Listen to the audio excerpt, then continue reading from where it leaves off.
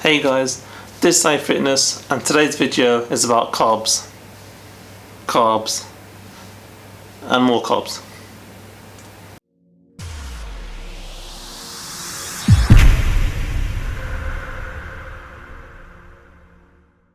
Okay, so let me get straight to the point with this one.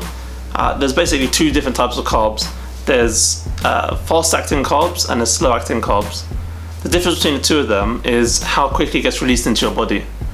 So basically with carbs, what happens is that it goes into your body and it's transformed into sugar and it's released into your bloodstream. So the difference between slow-acting carbs and fast-acting carbs is that with the slow-acting carbs, it releases into your blood a lot more slower, so it peaks into your blood a lot more slowly. But with fast-acting carbs, it peaks into your bloodstream straight away, and then it just drops suddenly as well. So eating stuff like sweets, white rice, white sugar, anything white basically, and anything that has a lot of sugar contents in it, that's usually the fast-acting carbs, which goes into your bloodstream straight away. Usually makes you feel a lot more energetic, and then after that you just crash down straight away after it. The slow-acting carbs are stuff like brown rice, brown bread, anything that's brown, like basically the opposite of the white stuff. The more the brown stuff is the ones that is a slow-acting carb. And this one, it goes into your bloodstream slowly, and then it slowly releases out of it as well. So you don't get that peak and then that sudden crash as well. So when's the best time to have a slow-acting carb and a fast-acting carb? Well, firstly, if you don't exercise, then I recommend that you don't have any fast-acting carbs at all, only unless you're going to be doing something that requires a lot of energy. But if you do exercise, then I'd say the best time, and this is the time that I only recommend for you to have a fast-acting carbs such as sugars, sweets, chocolate, stuff like that, and white rice. Those kind of things, I'd recommend you to have it either just a small meal before your workout. So if you're doing like weight training or anything that requires high activity, high physical activity, and requires a lot of energy, then I would say that's the time for you to have it. Just right, like for half an hour, just a little bit, half an hour before your workout, and within about an hour or hour and a half after your workout, because that's the time when your body needs it the most. Because if you think about it, the way that your body sees sees carbs is a source of energy.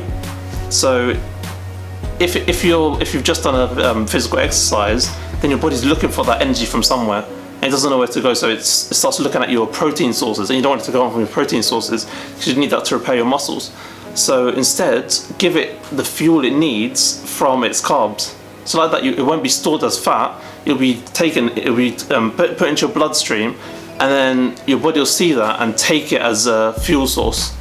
So when it's looking for energy, it'll look at that, it'll say, okay, I've got my energy source here, I'll go into that to fuel myself. Whereas if you were to take it any other time after, if you weren't doing physical activity, so if you're just sitting down having dinner, and then you're having like white rice, white pasta, if you decide to have some chocolate at work when you're just sitting down at your office, all those kind of things, it just goes into your bloodstream, and your body looks at it and says, wait a minute, so I've got so much energy now, I've got like all the fuel that I need to be able to do a physical activity, but I don't actually need it.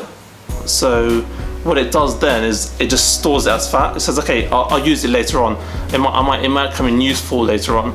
So I'll store it as fat for now, and then I'll go back to that if I do need to use it in the future. And that's why it gets stored as fat.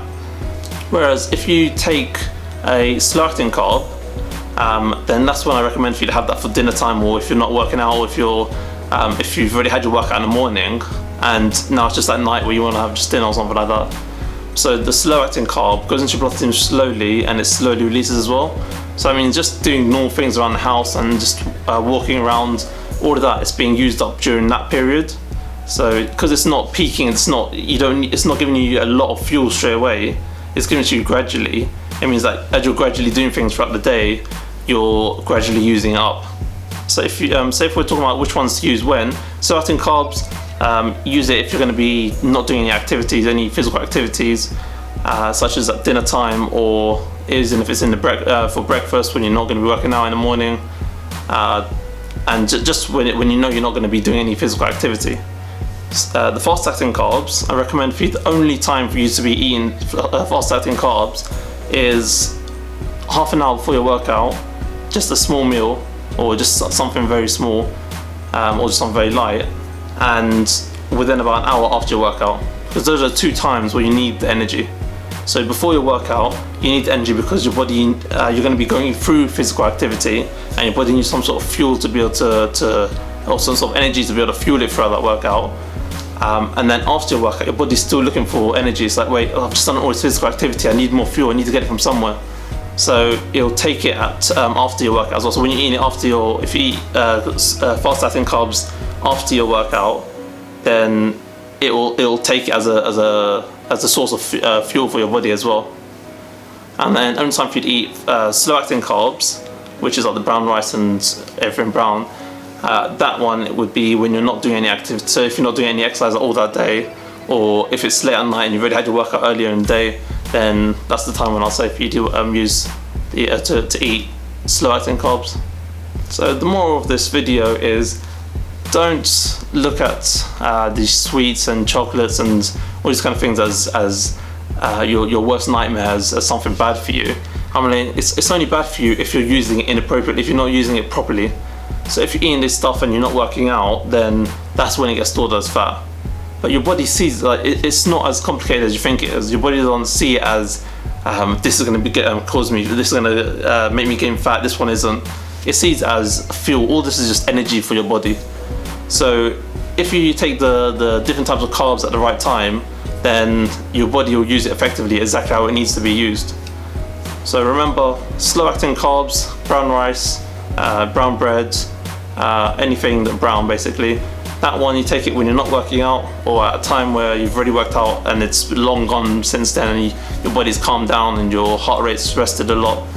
And the fast-acting carbs, which is sweet, sugar, chocolates, anything white, such as white bread, white rice, white pasta, all of those things, recommend for you to take it either just before your workout or just after your workout, within an hour.